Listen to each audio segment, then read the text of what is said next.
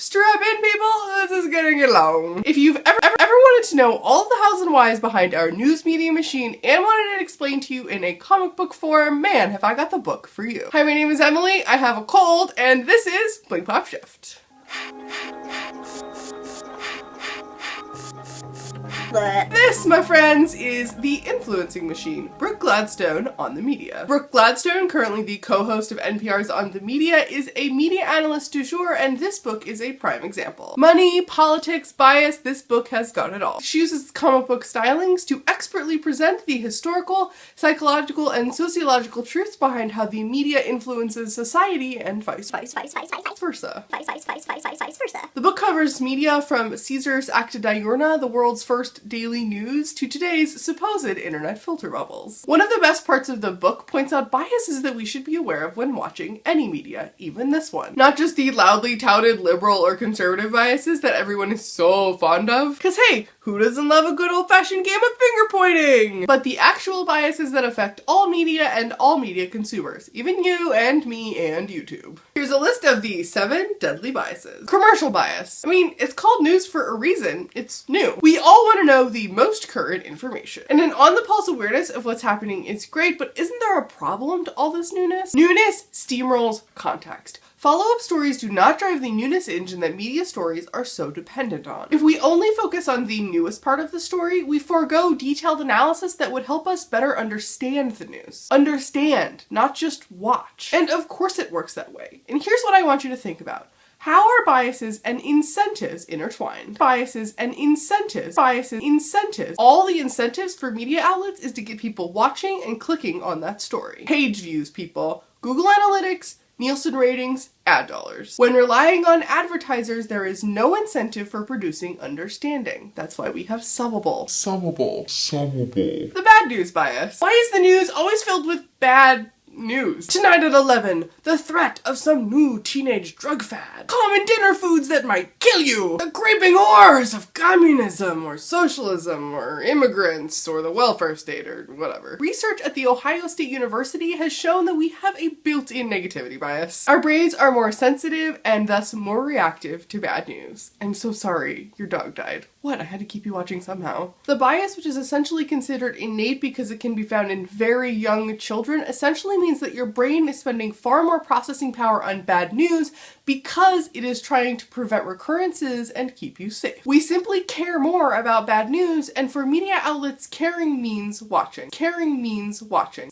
Caring watching. Caring watching. Vice versa. When dependent on advertisers, there are no incentives for positivity. Tonight at 11.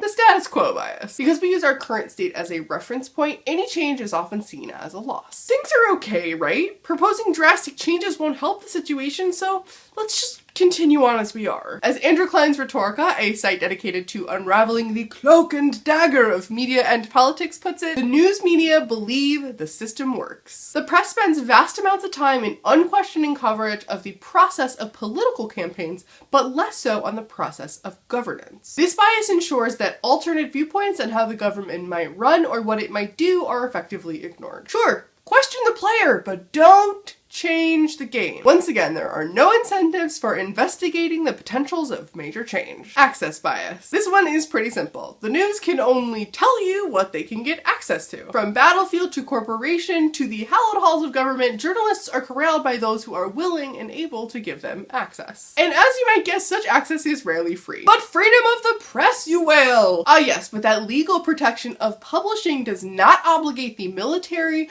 Congress, or Google for that matter, to give restriction-free access to journalists. Instead, strings are always attached. There is no incentive to allow full disclosure. More on that at the end. The visual bias. Seeing is believing. Even though the Washington Post reported, and on the front page no less, stories of the torture of war detainees months before the start of the war in Iraq, way back in 2002, it wasn't until April 28th, 2004 that torture caught everyone's attention. What changed? Pictures, of course. Leaked photos of the torture of detainees. It was the images and not the report itself that got everyone to sit up and take note. There's no incentive to care about text-only reporting.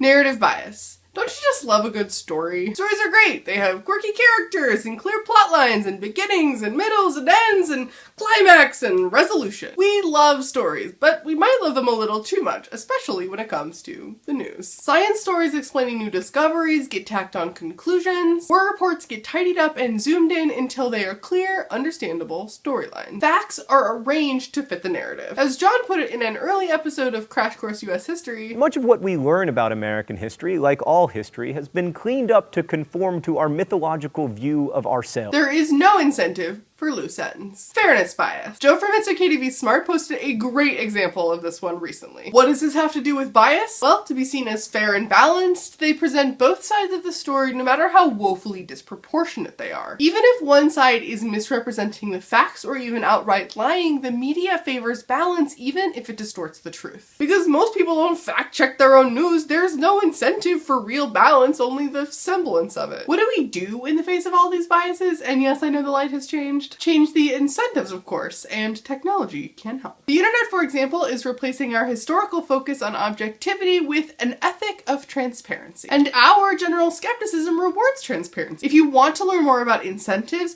Extra Credits has a great 3-part series on the topic. It's mostly about political systems, but I'm sure you can extrapolate. But what do you think? Can media biases be alleviated with technologically ensured incentives? And if you were going to create an incentive system for the media, where would you start? I hope you will check out Brook Gladstone's book, The Influencing Machine. It is a great read. Please leave a comment below or catch me on Twitter at Emily Eifler. And as always, thank you for watching and get curious. Is the show really over?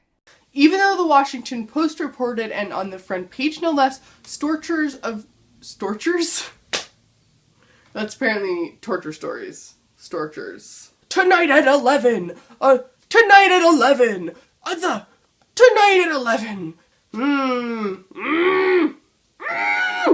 Could be wrong. Influences! It's influences! That's fun. Wave to the internet.